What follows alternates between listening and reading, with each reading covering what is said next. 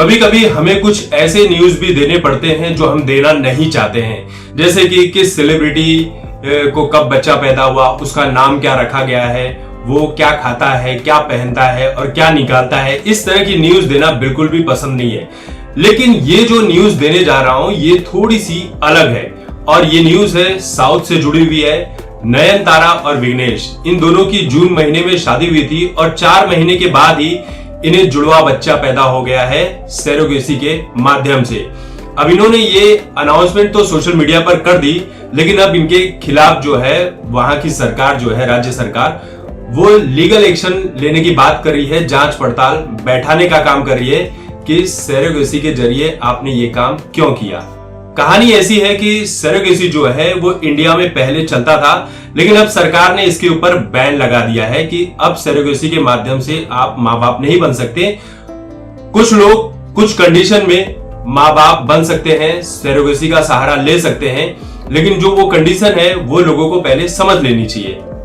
Surrogacy वो चीज होती है जैसे बच्चा आपका है लेकिन कोख किसी और की है और इसके बदले में आप सामने वाले को पैसे देते हैं। इंडिया में सरोगेसी के लिए जो औरतें ये काम करती हैं तकरीबन 15 लाख रुपए दिए जाते हैं। जो ये न्यूज में मैंने देखा तो वहां पर 15 लाख रुपए दिए जाते हैं और इंडिया में जो इसका पूरा मार्केट था वो लगभग $375 मिलियन का था। आप समझ लीजिए कि कितना बड़ा मार्केट था और लगभग इंडिया में 3000 से भी अधिक क्लिनिक मौजूद थे जहां पर इस तरह की सरोगेसी वाली चीजें चलती थी।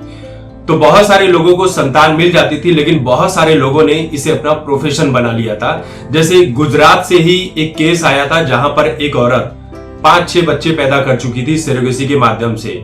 तो इस तरह की कई सारी चीजें इल्लीगल तरीके से सामने आने लगी, बहुत कुछ धांधली हो रही थी इसमें, तो सरकार ने इसके ऊपर बैन लगा दिया कि नहीं, अब आप ऐसा नहीं कर सकते हैं।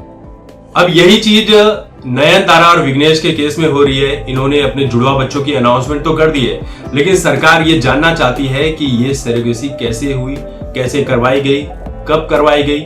अब जिस हिसाब से बच्चा इनका पैदा हुआ है उस हिसाब से तो ये पिछले साल नवंबर-दिसंबर के आसपास ही इन्होंने प्लानिंग की होगी, तब शायद बैन नहीं हुआ था और अब बैन हो चुका है। तो क्या क्या जांच सामने आएगी, क्या रिजल्ट निकल कर आने वाला है, वो तो बाद में ही पता चलेगा। लेकिन जो लोग इस कानून के बारे में नहीं जानते हैं उन्हें समझ लेना चाहिए इसके बारे में।